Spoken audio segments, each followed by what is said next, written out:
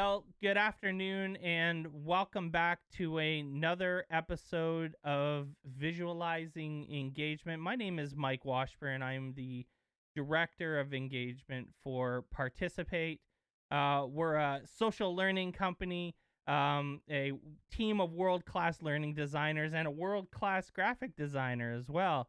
So we're here to talk about how we've been using this series to talk about how good graphics, great graphics, can really have an impact on your community, on the community engagement, on developing your community, and using graphics to actually attach meaning to what you're doing.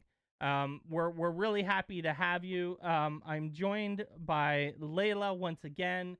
She was so great in the last stream that we asked to have her back so that we could have another awesome conversation this time. Go ahead and introduce yourself, Layla. Yeah, hey, it's lovely to be back. I am the resident graphic designer at Participate. So I create all of the images that you'll see on our website, things internally, and a lot of our blogs as well. So here to talk graphics. It's exciting. So cool. So in our last session, we talked about how design can increase engagement and learning, understanding the basic principles of graphic design. Layla took us through a bit of her process, which was so great. We got to see her do some wizardry in Adobe Illustrator, which was a lot of fun.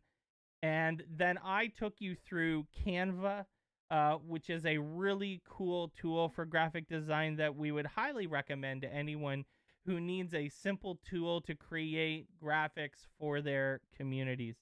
Today, we are talking about meaning over decoration, about how to create images that add meaning and clarity to increase accessibility to a wider spectrum of community members, and just about what graphics have really helped you understand something better through the creation of the graphic itself.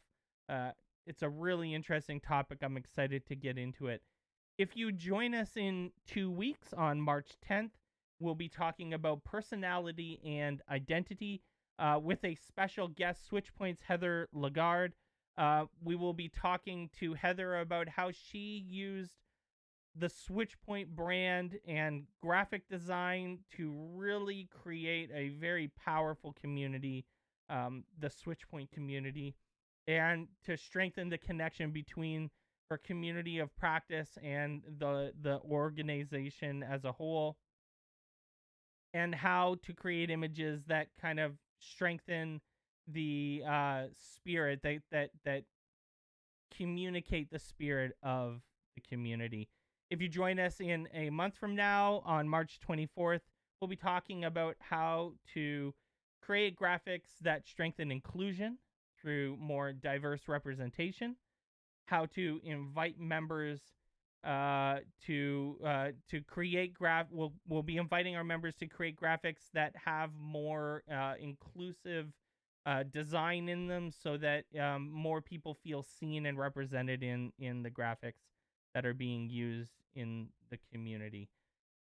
So we had a really great stream last week, Layla, and I wanted to actually show folks a little bit from our community, which is where you can go if you want to learn a little bit more about what we're doing, and get kind of some of the background information on what we've been talking about here. There is a great discussion going on in the social learning community. We would highly recommend you come and check out the social learning community on Participate. We'll put a link to the community in the stream chat so that you can come by and join us there. Um, but in this chat, there's a lot of really cool examples. Liz used Canva this week to design the announcement message. She used shapes and colors from our new style guide to create a representation of a diagram and how it can enhance or replace lots of text. Really, really cool work. And we have some of our viewers that weighed in and have started working on some of their own graphics. This looks like a graphic related to the Sustainable Development Goals. And it's clear that March is related to goal number 6. I can see that right from the graphic. Isn't that something? That's Yeah. that's how it works, friends. So that is great to see. And then we've had some folks weigh in with some of their favorite kind of approaches to graphics. Jane always really loved MailChimp's approach to design. She says it's so simple, but does a good job at conveying an idea or action to take. They have an interesting balance between realism and fantasy that kind of inspires you to think differently about the world around you. Really great examples of some really fun pictures that are clearly hand drawn, which is really cool as well. And having a little bit of a playful attitude towards something that's actually pretty important and serious, how to grow, how to market and grow your small business. So fun balance, Layla, between serious and silly, right? Yeah, MailChimp's branding is really good at doing that. It's awesome.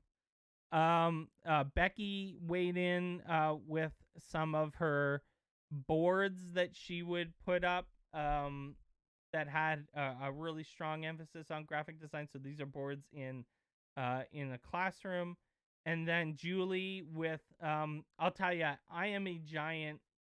You know, every time I say something like this, it makes me sound even more of a nerd than I already am. But I love infographics, and and so there's some really great, some of the best design that you're seeing right now is in the infographic space, and we're gonna actually share some of those in a few minutes. But there's some really great ones. I actually loved. Dawn shared this one, and I'm telling you, Layla, I spent like maybe 20 minutes just staring at this and looking at it That's so cool. and Yeah. scrolling down and like looking at. So this is the changing landscape of Lego part colors. And so you can see in the 60s there was green, black, white, yellow, blue, red, and white, or clear, transparent. Or no, transparent is this one, white is this one, but there were transparent blocks. And there still are, but you can see how it shows the ratio of blocks and how many are created, and at what, and the frequency, the number of them that are created, and how it changes over time based on styles and tastes. And you know a funny note here: in 2004, Lego changed many colors after focus groups indicated children preferred cooler grays and redder browns. So a slight change from like a light brown to a more um it's got like a redder brown. Definitely a lot bigger focus on grays and blacks. And stuff like that. So Yeah. I'm telling you, I looked through this and went really deep on it. I was really into it. Yeah, I love how it shows how the palette has evolved over time and like gives context around that as well. So it's really good at educating um about like all the different colors that you can see and why. It's something else, man. The number of colors also, like when you scroll up to the top and you see that there was, what is this? One, two, three, four, five, six, seven, and then you scroll down to the bottom and there's Mhm. got to be 20 or 30 at least. Yeah. So it's super super interesting to think about the evolution of Lego blocks. Who would have thought that a graphic about the color of Lego would be so fascinating? But it absolutely was. Um, and what's funny is that this even got a little bit meta because this is a graphic about what makes a good infographic. Um, I love it. which is which is which is pretty awesome. So There's a lot of really cool information in this discussion, and I would really strongly encourage you to head over to the community on Participate. Um, Drop into that social learning community, drop into that visualizing engagement discussion. Check out the visualizing engagement page on the community, and you will see a lot of the ways that you can connect with us. You can learn more about what we're talking about. If you missed last week's conversation, there is a video. There's Layla. There we are. There we are. You can see our video from 2 weeks ago is right there. And a lot of really great information. Shout out to Liz and Kim from our team. I failed to give them a shout out last week, and I felt so bad about it, but shout out to them. Liz writes a lot of this content in the pages, and she's done an absolutely stunning job of embodying even the ideas that we're talking about by creating really interesting pages that are really great to read. And that's kind of the point. So we're really excited about these, and can't wait to show you more ideas and resources from this week's stream in a couple days. So come back and take a look at that.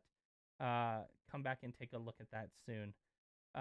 And again, I couldn't say no more. The link is in the chat. Check out the social learning community, and check out the content that's there.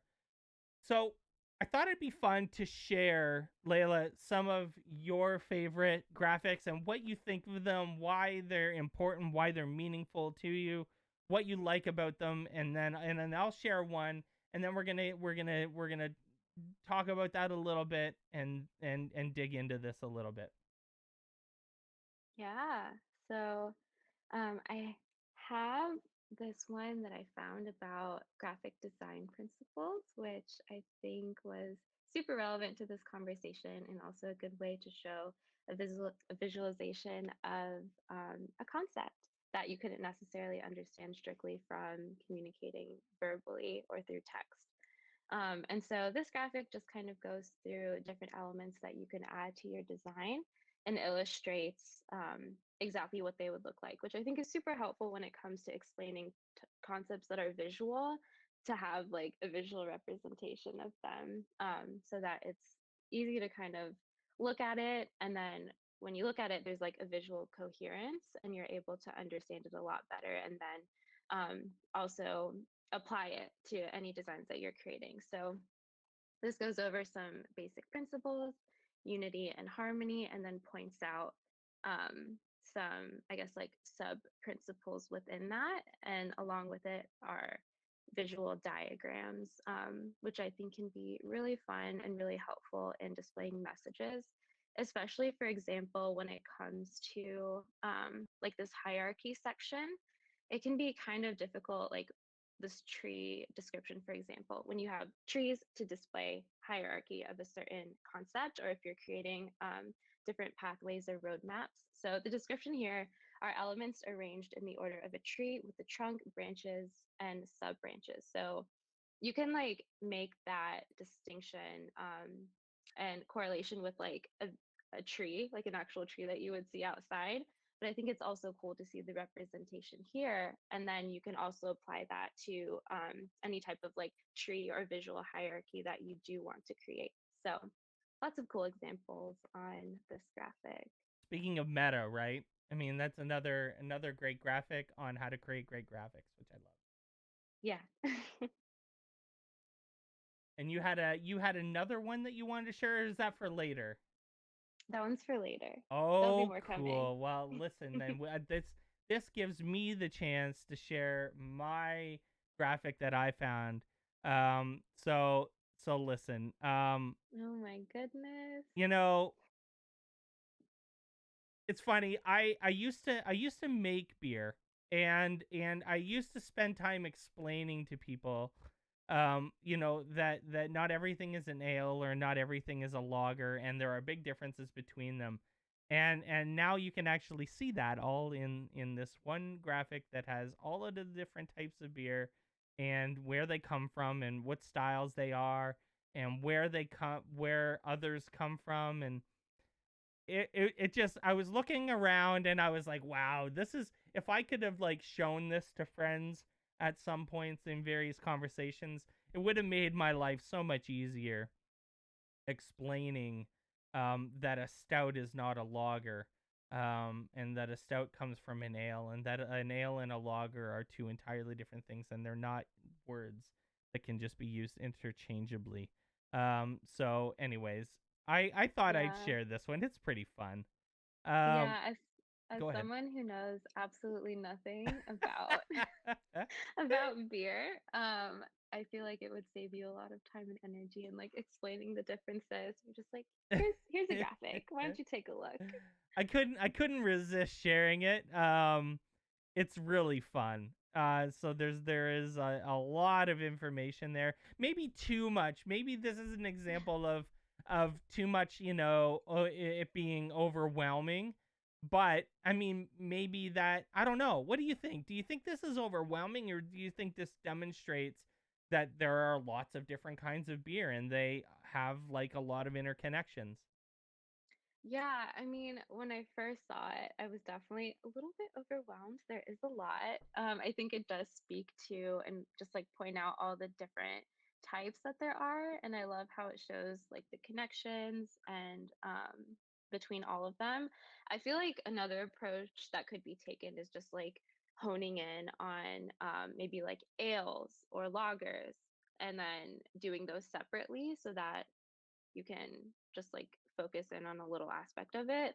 But I think just to get a big overview, it's pretty cool to just like see all the different kinds there are. Yeah, when you put mine up on the screen contrasted with yours, there's obviously a slight difference in how busy the graphic is. For That's for sure. sure. Um, I had a couple questions for you. I mean, I love the idea of taking advantage of having you on these streams to pick your brain, and get into the weeds on the decisions that you make and the choices that you make, and what you're thinking about while you're designing graphics for our partners.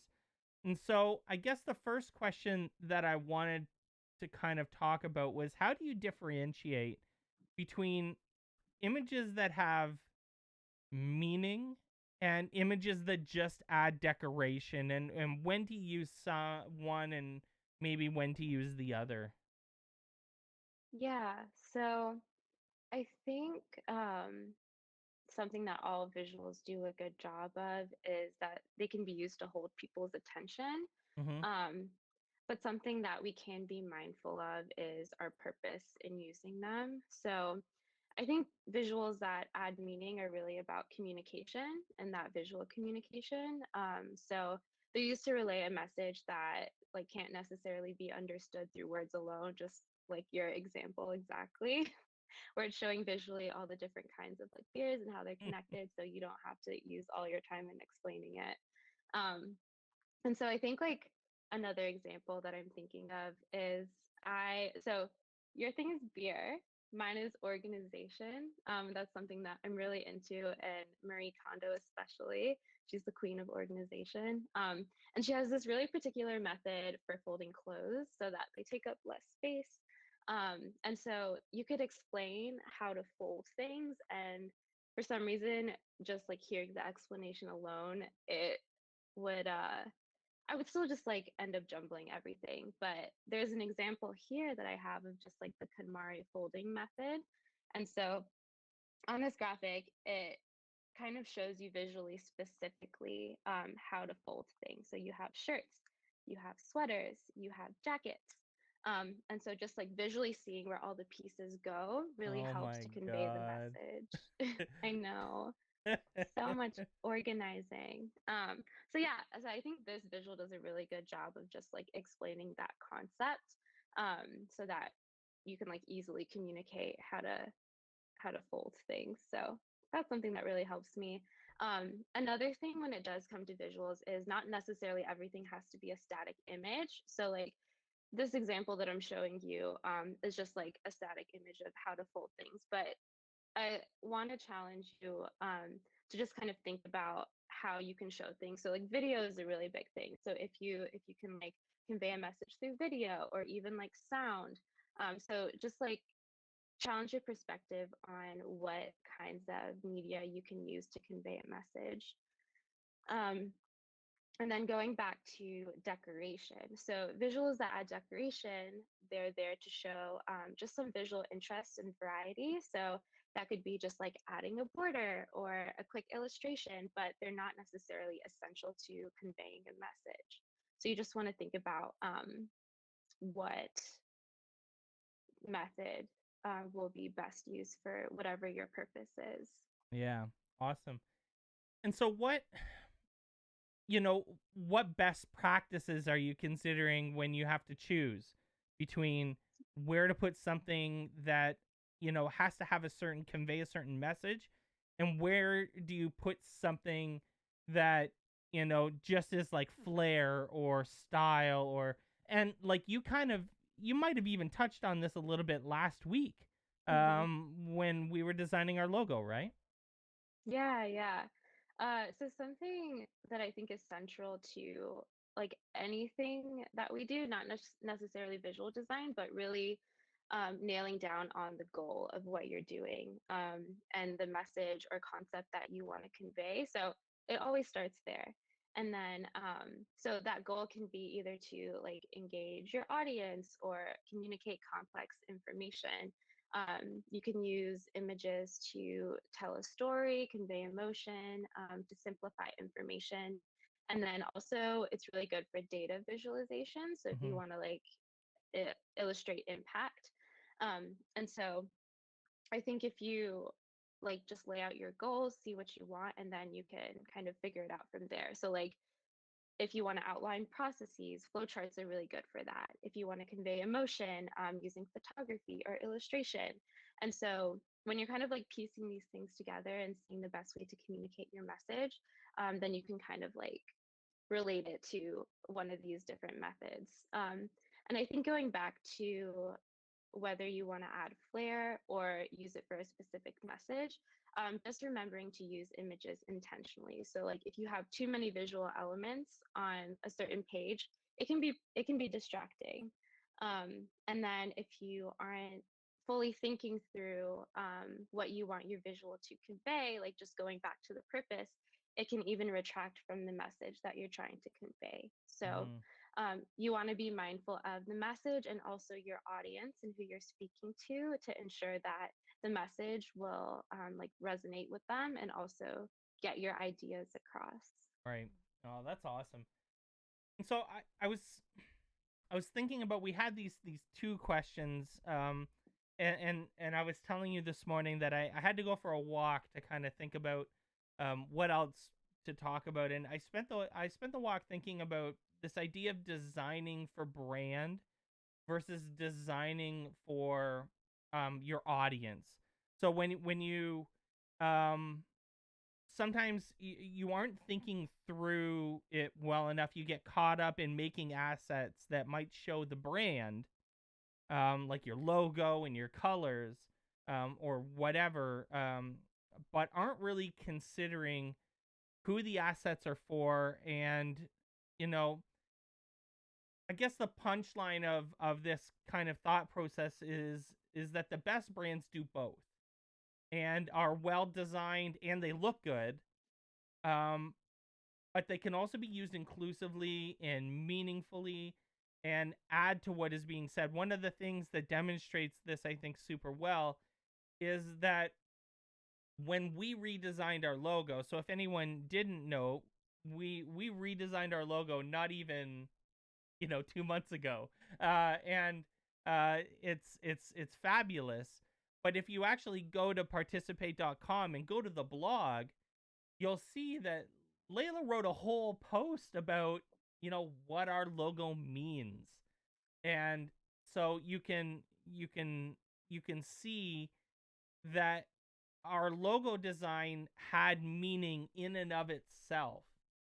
And I'm curious your thoughts on this idea of designing for a brand, like creating assets and just like putting them out there, versus designing for your audience. Whether those two are the same thing, and whether you know how this is done well, and maybe using your example of our logo design is might be one of the best examples that I can think of. Mm, yeah. So the first thing that comes to mind for me um, is when you're creating um, maybe educational assets or they like again going back to the idea of conveying a specific message. Yeah. And so I think the best way to kind of mix the two is first be really clear on your goal. This feels like I keep saying that, like your goal. It's really important. It is really Um, important. yeah, so then once you kind of have that in mind and you have a certain brand direction that you have, we touched on kind of like a visual style guide last week. So if you do have a brand guide that you can refer to, you can always take the message that you want to convey and Hmm. then package it in a way that reflects your brand image and the visual language that you use. Um, so, for example, I have can go into showing this image that I created when it comes to our micro credential blog, and our our logo is up here if anyone's interested. The logo itself represents the inner and outer loop model that we use here at Participate when it does come to learning. And so, yeah, there is a deeper meaning behind that and what ended up inspiring the logo. So that is just a mark that's reinforced whenever you do see our brand and interact with us. And then going back to this image, so we wrote this blog about micro credentials and how they can be applied to workforce development. So traditionally, micro credentials have been applied to the field of education. And so we saw an opportunity to be able to open it up for staff upskilling and different things like that. And so there's a description of the image here, but basically, the goal of this image was to kind of visualize how micro credentials can draw from different competencies and different evidences of learning, and then come together, and it's something that like you can earn and have recognition for in a micro credential. So all of these shapes kind of align with our branding. We use a lot of geometric shapes in different colors to represent different like learning styles or competencies, just all coming together in one space. So there's always like that idea of things overlapping. I really don't think anything is really separate from each other. All ideas, everything that we learn, like they're all intermingled. And so this graphic kind of gives that representation of all these different shapes then like coming together here in the middle to represent a micro credential. So our goal was to kind of convey that visually. And so then we just took parts from our brand style guide and then kind of packaged them to create this image to convey that message. That's amazing. Very cool. So, can you? I like watching you do this. So, and I think our the best part of the last stream was other folks, mentioned, um, watching you do your work is super interesting. Can you demonstrate or show us a little bit, of the difference, I guess, in designing a graphic that does this, and then maybe that doesn't do this? Is that something you got for us? Yeah, let me think. Um, okay, so I'm gonna have to pull up a different screen. I guess we can go to Canva. Of course, we can go to Canva. We can go to Canva. We should be Um, sponsored by Canva at this point, I think, with this stream. okay, can use an Instagram post.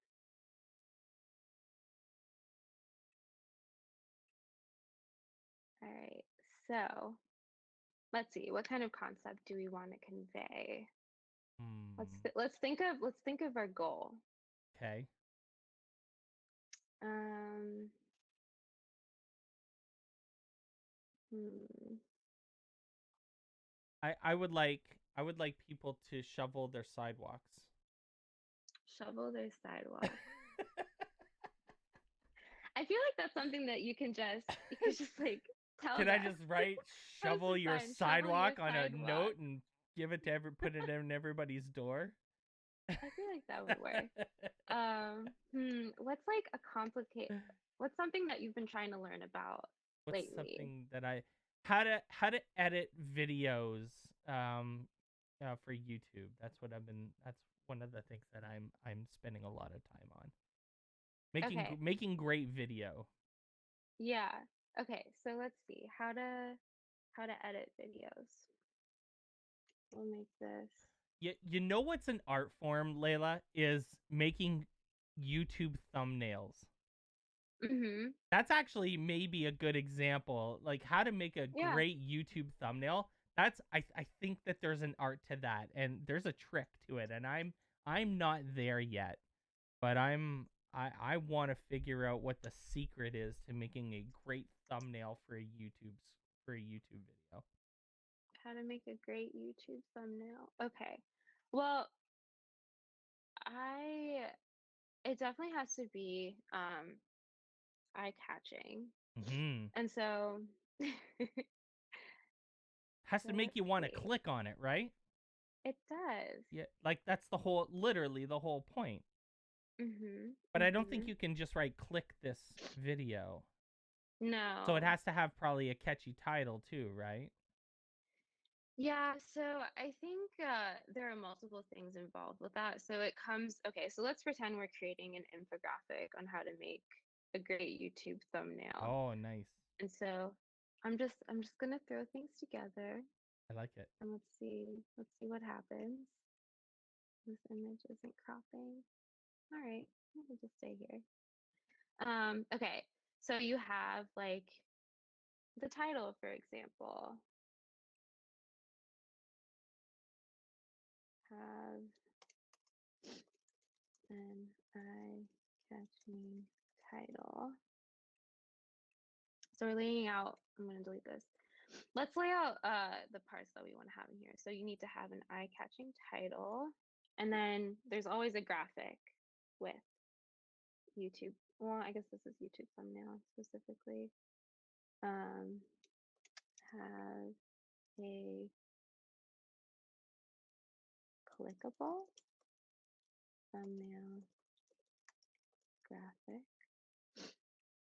How to make great YouTube. How to make an enticing Ooh, YouTube enticing is a good word. post. I guess that's what I'm going to call it. So you need the title and then you have the graphic. Okay, and then I think for each of these there could be different suggestions.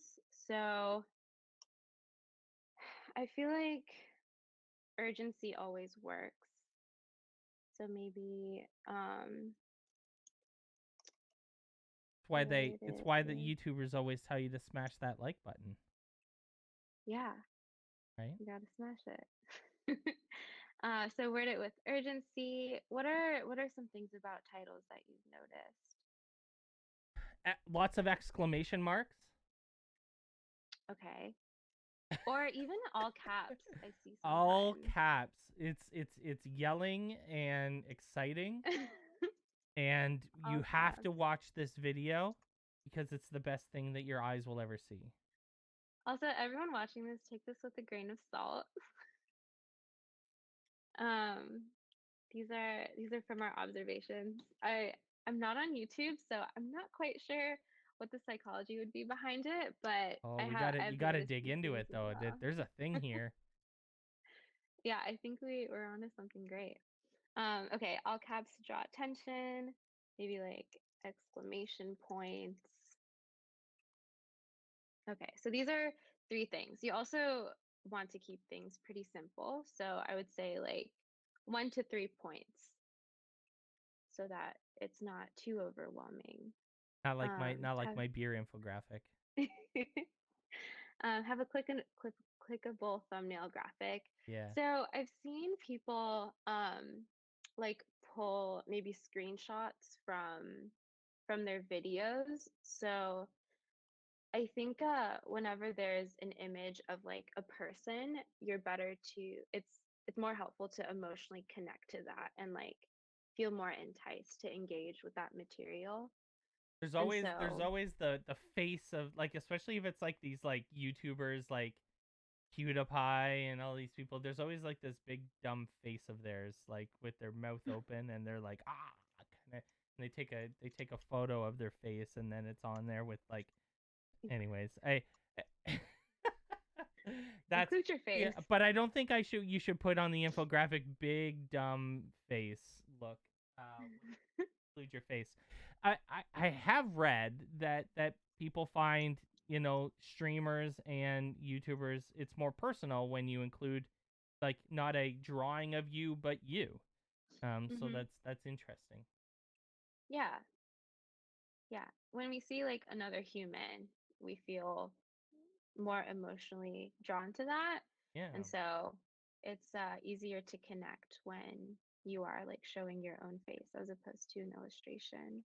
Although illustrations can be super cool.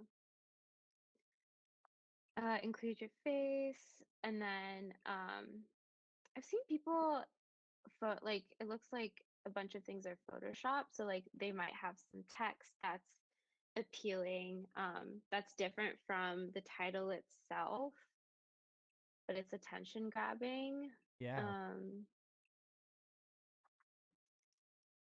Attention grabbing text, attention grabbing text. And then I feel like there are multiple avenues you can take, um because I'm drawn to like minimalistic YouTube thumbnails. So if it's just literally like a screenshot of that person, an image of that person, and then like maybe some text, or even if it's just them, Super clean. um, Yeah. like clean. Or there are ones that I was talking about where like a lot of them are photoshopped. So I feel like in the end, what's most important is that it reflects you. So like something um something that aligns with your personal brand or whatever, like I something think that's authentic. super important because one of the things that I had to do with podcasting in particular was make sure that what we were doing was in line with who we are personally, because if you just want to be unique, but you also want to be authentic, and creating these like crazy thumbnails that have like explosions and are like yellow and red and like big bright whatever, and then your video is not that at all. I think that sends a bad message. Like, people aren't going to want to continue to watch that video, or are going to be let down by that. Yeah. Yeah. So even in like this example, what makes a Look at all great those YouTube faces though. thumbnail? Yeah, all those faces. There's like a That's cool something. color scheme here. Everything, again, going back to like branding, it's all really cohesive. Um, and so there are like big letters, big words, a photo of the person, and that's something that is pretty representative in all of these examples. You were dead on with those all uppercase kind of block letters too, right? Look at every single one of those examples is uppercase block. Look at that, another one. Morning ads, love that. Feel good. Yeah, so I feel like to complete um this infographic, You know what each one of those is too? Have you noticed that those the background colors are themed based on the type of video that it is? Like the pink ones I think are like yoga, uh-huh. stretching. then there's the 3 light blue ones, and then there's the other ones. Um, Yeah. and those are all different colors based on a theme, which is super Yeah, so that's something that you can also think about, is like interesting. capturing your audience. If you wanted to segment, if you had like different kinds of information that you were conveying, is that you can just like segment it in that way by differing the colors or the styles. So it's a good observation. So I feel like for this infographic that we're creating, We are definitely not going to finish this by the end of the stream. no, we're just pulling things together. I Yeah, feel like this is pretty like close to what we were talking about. I think it's exactly what Um, we were talking about. yeah, we were pretty spot on with So now our guest now all you list. got to do is make that bright pink and change your font to block letters, and you'll have the we'll have Uh, nailed it. what would be cool is creating this as like again, we're going through the process. This is nowhere near finalized. Iteration, um, friends. yes, but next iteration could be like creating this infographic in the form of a YouTube That's right. thumbnail That's it. or like a YouTube post. And I'm sure there are actually like videos on YouTube on how to make like a good um I have no YouTube doubt like that there post are. or thumbnail. So yeah, like we have all of our tips here, There you go. and this is something that we'd probably want to like add some graphic representation to. I think adding this example here so you could just like see it visually and have like an example to be able to connect these concepts to would be perfect. It's not something that we'll have time to create now, but what's most important is that we do have like the main themes that we want to um, convey. So like Mhm. when it comes to the title and the thumbnail graphic, I don't know what I'm doing. I'm making this more confusing. Don't do what I'm doing right now. You're just um, we're iterating. It's okay. It's no yeah, big deal. yeah. So Um, what we should do though, Layla, is we should get folks in the chat and to go to the community on participate and find an image that helped you understand or explain a complex idea in a new way. Or so if you want to learn like me, I think what I'll do is I'll go find a really good infographic on we'll pretend that it was ours. We'll go find a really good infographic on how to make thumbnails, YouTube thumbnails, and I'll put that in the chat on the community. And what I'd encourage you all to do is to head to the discussion, to the visualizing engagement discussion. And here's your challenge.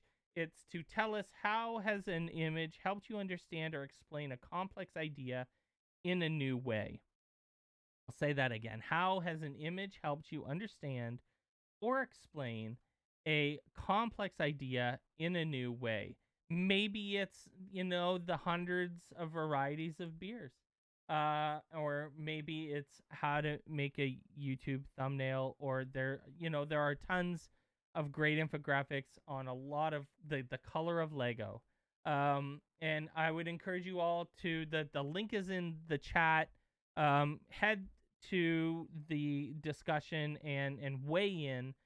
We would love to see what you come up with, um, and share with the community there. That would be really really great. There's actually someone already sharing one too. The psychology of color has just been posted in the chat in the discussion, and that's actually something that's super interesting. I was actually talking to friends about the other day about why your notifications on things like Discord and Facebook and whatever, the number is red, and it's red mhm. intentionally. There's no secret to why it's red, and it's not because they just like the color. So there is psychology to the choice of color that you use and what you're trying to convey, what messages you're conveying with color. So it's super interesting. Friends, Yeah. we are done for this stream. We're back in 2 weeks on March 10th. We'll be talking with Switchpoint's Heather Lagarde about how to strengthen the connection between a community of practice and your larger organization, and how to use graphics and branding to enhance that connection. Layla, as always, you're phenomenal. Thank you so much for joining me on the stream. Appreciate you Thank for the last you. two streams you've been with me, and it's been absolutely fantastic. Thank you to everyone who joined in the chat on the stream. Thank you to Kim and to Liz, and the rest of the Participate team that's been involved in getting all of this together. It has been a true team effort, and a lot of people are involved in it. Thank you so much, everyone else who has been involved. Um, yeah, that's it for this stream. We will see you all in 2 weeks, and we'll see you again soon. Take care, everybody. Thanks, Mike. Thanks, Layla. Bye, everyone.